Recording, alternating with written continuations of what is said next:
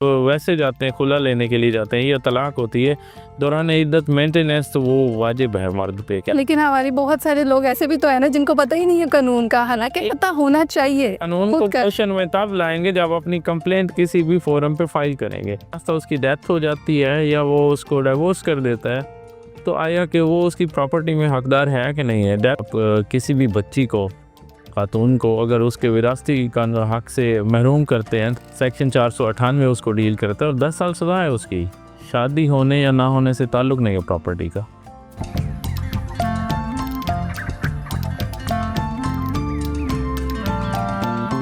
बिस्मिल्लाहिर्रहमानिर्रहीम, अस्सलाम वालेकुम। डार्क एंड वाइट के साथ मैं हूं आपकी होस्ट सादिया बुखारी। नाज़रीन, आज का जो पॉडकास्ट है वो बहुत ही इन्फॉर्मेटिव है। आज हम बात करेंगे विरासत के ऊपर। आया कि अगर लड़की की शादी हो जाती है तो क्या तब भी वो जायदाद की जो है वो हकदार होती है? निकाह या तलाक के बाद भी उसके वो जायदाद की हकदार होती है, और अगर होती है तो वो किस तरह से किस कानून के तहत इस प्रोसेस को कंप्लीट कर सकती है और अपना राइट जो है वो ले सकती है? इस पर बात करने के लिए हमारे साथ मौजूद है सैयद इरफान नकवी साहब। सबसे पहले तो सर बहुत शुक्रिया, आप तशरीफ़ लेकर आए। कैसे हैं आप? अल्हम्दुलिल्लाह जी, शुक्र है अल्लाह का। अच्छा सर, बात करते हैं प्रॉपर्टी के इशू के हवाले से कि प्रॉपर्टी के इश्यूज़ में कानूनी कार्रवाई कैसे शुरू की जाए।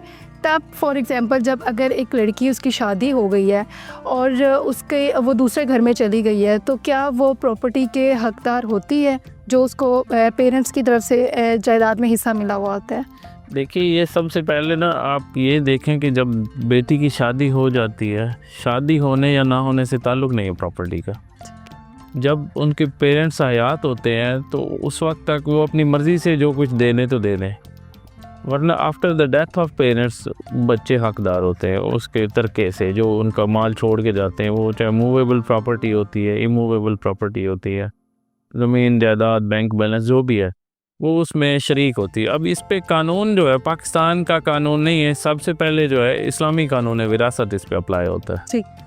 तो पाकिस्तान चूँकि इस्लामी रियासत है तो उसी कानून को फॉलो करती है। जब बेटी की शादी हो जाए और वालिद की या वालदा की डेथ हो जाए तो सबसे पहले उसको जाना चाहिए विरासत करवाने के लिए। वो कुछ इलाकों में ऐसे है कि पटवारी कर देते हैं और डिक्लेरेशन सूट भी फाइल होता है। आजकल तो नादरा कर रहा है, फ़र्सी दे रहा है और उसके बाद कर रहा है। बच्चे, कोई जो बंदा फौत हो जाए उसके बच्चे कुछ छोटे हों तो वो डिक्लाइन कर देते हैं, फिर आपको डिक्लेरेशन सूट फाइल करना पड़ता है सिविल कोर्ट में।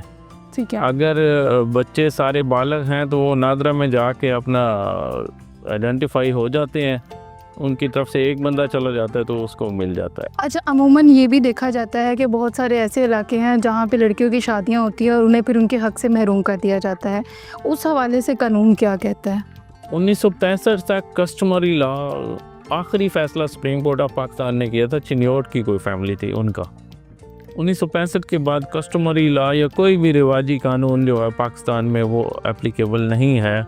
इसमें तो बहुत ज़्यादा सख्त कानून साजी भी हो चुकी है। आप पीपीसी, पाकिस्तान पेनल कोड, जो ताज़ीरात पाकिस्तान है, अगर कोई वालिदैन ख़ुसूसन बहन भाई, अगर कोई आप किसी भी बच्ची को, खातून को, अगर उसके विरासती कानून हक से महरूम करते हैं तो 498 जो है ना, सेक्शन 498 उसको डील करता है और 10 साल सज़ा है उसकी, बाकायदा FIR हो सकती है। ठीक है। और एक 2020 में गवर्नमेंट ऑफ पाकिस्तान ने एक कानून पास किया है जिसे enforcement of women property act 2020 कहते हैं।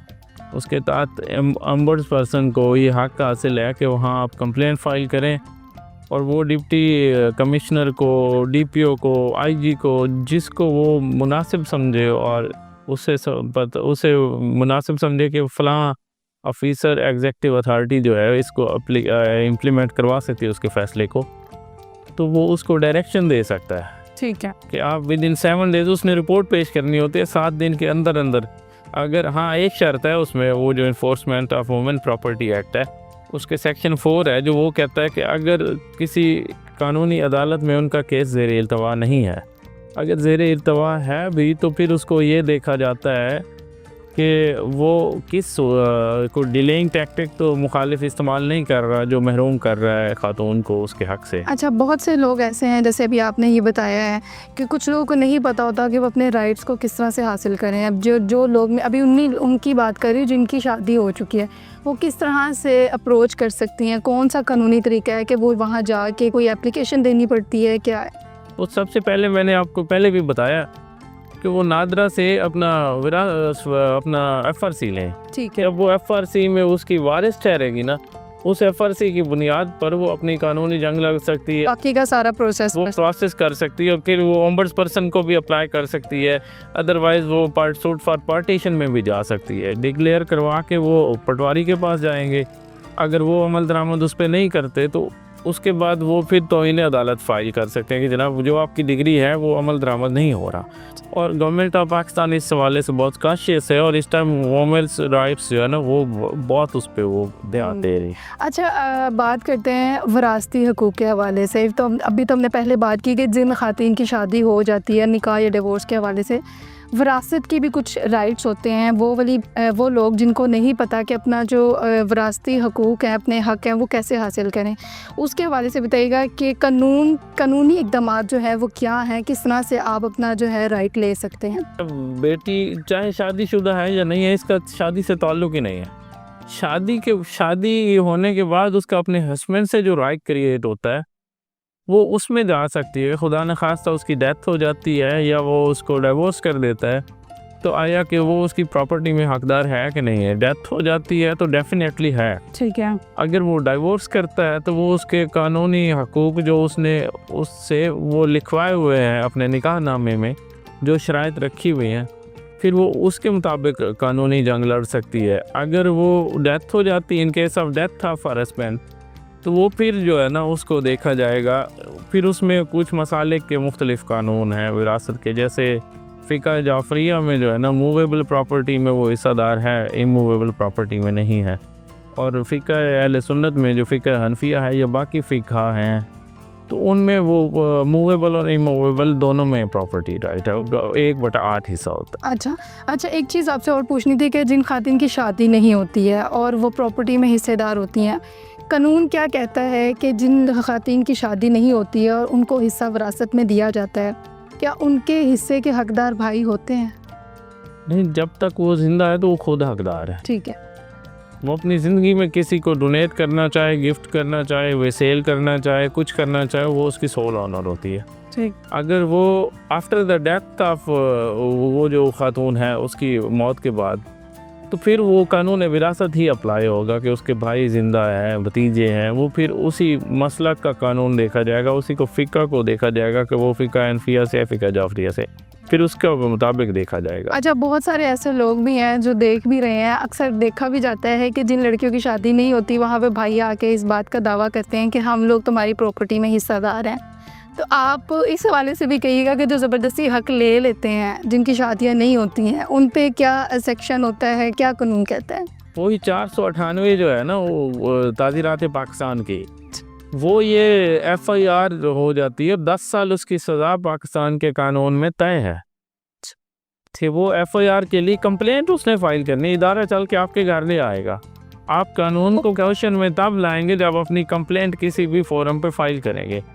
जब कानून मोशन में आ जाएगा फिर आपको आपका राइट क्रिएट हो जाता है। जब एक मजलूम ही खामोश रहे, जुल्म सहना भी तो जालिम की मदद होती है। लेकिन हमारे बहुत सारे लोग ऐसे भी तो है ना जिनको पता ही नहीं है कानून का, पता होना चाहिए। इग्नोरेंस ऑफ लॉ जो है ना उसको ख़त्म करने के लिए हमारी NGOs भी काम कर रही हैं और लॉयर्स में से भी चाहिए कि हमें ये जो है ना अवेयरनेस प्रोग्राम जारी करने चाहिए। गवर्नमेंट को भी चाहिए इनिशिएटिव ले, और जिन्हें नहीं पता तो ये अलग बात है, वो फिर उसका हक कैसे क्रिएट होगा जिसे अपने हकूक़ का नहीं पता। जैसे अपनी ज़ात की पहचान होती है, इसी तरह अपने हकूक़ की पहचान है।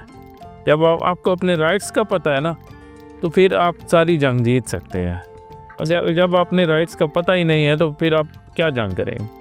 अच्छा, एक और चीज़ पूछनी थी आपसे कि जो प्रॉपर्टी के इश्यूज़ होते हैं उसमें बहुत सारी चीज़ें आ जाती हैं आपके। अब ज़रूरी नहीं होता कि वो आपके वरासती इसमें आ जाए, और भी बहुत सारे इश्यूज़ होते हैं जिसमें दावेदार उठ जाते हैं, बहुत सारे दावे करते हैं ये हमारी प्रॉपर्टी है, ये ऐसे है वैसे। उस पर उस कानून के तहत वो क्या कहेंगे? देखिए, वो तो पाकिस्तान की सिविल अदालतें मौजूद हैं जो प्रॉपर्टी के राइट्स को महफूज करने के लिए लोग दावे करते हैं। अब वो कोर्ट का अख्तियार होता है कि दोनों पार्टियों के जनाब शहादतें देखती है, उनके गवाहान को सुनती है, फिर वो कोर्ट फ़ैसला करती है कि कौन हक पे है और कौन नहीं है। सबसे पहले मेरी तो रिक्वेस्ट है कि अगर आपको नहीं पता तो आप कम से कम लीगल कंसल्टेंट से रब्ता करें, किसी वकील से रब्ता करें कि आपकी ये प्रॉपर्टी है या आपका कोई भी राइट है, अगर इन्फ्रिंज हो रहा है तो उसका मदावा भी तो होता है ना, कानून मौजूद है उस पर। अब कोई भी अगर कब्ज़ा कर लेता है किसी की ज़मीन पे तो वो उस पर भी कानून मौजूद है। वो कानून तो सारे मौजूद है, लेकिन एक आम आवाम को अवेयरनेस होना जो है वो बहुत ज़रूरी है। हमारी तो आम आवाम को ये भी नहीं पता है कि अगर हम बाहर निकलते हैं और हमें कोई पुलिस वाला रोक भी लेता है तो हमने अपने आप को किस तरह से प्रोटेक्ट करना है, तो ये चीज़ें तो पता होनी चाहिए। अच्छा सर, ये बताइएगा कि जायदाद की जो ख़रीदो फ़रोख्त होती है और उसमें तस्दीक भी नहीं की जाती है, इसकी अहमियत के हवाले से हमें कुछ बताइएगा। देखिए, जायदाद की ख़रीदो फ़रोख्त, जब भी आप कोई जायदाद ख़रीद करना चाहते हैं तो सबसे पहले उसकी फ़र्द बाय लेते हैं। फ़र्द बाय पे सामने आ जाता है कि ये ऑनर है और इस पे कोई बार सबूत भी है या नहीं, यानी बार है इस पे, ये तमाम बार से पाक है, बेबाक है, या इस पे कोई स्टे लगा हुआ है या किसी किस्म की कानूनी अदालतों में इसके कोई केस चल रहा है, तो वो उस पर वाज़े आ जाता है। अगर कोई कानूनी अदालतों में केस भी उसके ख़िलाफ़ चल रहा हो, वो पेंडिंग हो उसके मुतल्लिका केस, तो वो उस पर आ जाता है। उसके एक खाना होता है जिसमें फ़र्द में लिखा जाता है कि ये फ़लाँ कोर्ट में ये इस हुक्म के तहत जनाब इस पे स्टे ऑर्डर जारी हुआ फ़लाँ डेट को। अगर नहीं है उस पर वो तो वो तो ठीक है। या कोई अगर किसी बैंक से भी उन्होंने प्लाज करवाई होती है तो वो भी आ जाता है कि बैंक में ये मॉर्टगेज हुई है, इसके खिलाफ, इसके अगेंस्ट जो है ना इस ऑनर ने कर्ज लिया हुआ है या ये इसका कोई अदालत में केस से इल्तवा है, तो वो सारा उसमें क्लियर आ जाए। उसमें क्लियर। तो आजकल के जो फ्रॉड हो रहे हैं उसके हवाले से क्या कहेंगे? देखिए, वो एक बड़ी खूबसूरत मिसाल है कि जब तक ना लालची जिंदा है ना, थक भूख नहीं मरेंगे। तो उसके लिए सबसे पहले है कि आप अपनी तसल्ली और तशफ़ी कर ले। मैं असल जो प्रॉपर फोरम है उसके हवाले से, अगर आजकल तो कंप्यूटराइज रिकॉर्ड है सारा, अगर कोई आप ज़मीन ख़रीदना चाहते हैं तो उनसे कहें कि आप हमें फ़र्द बाय ला दें।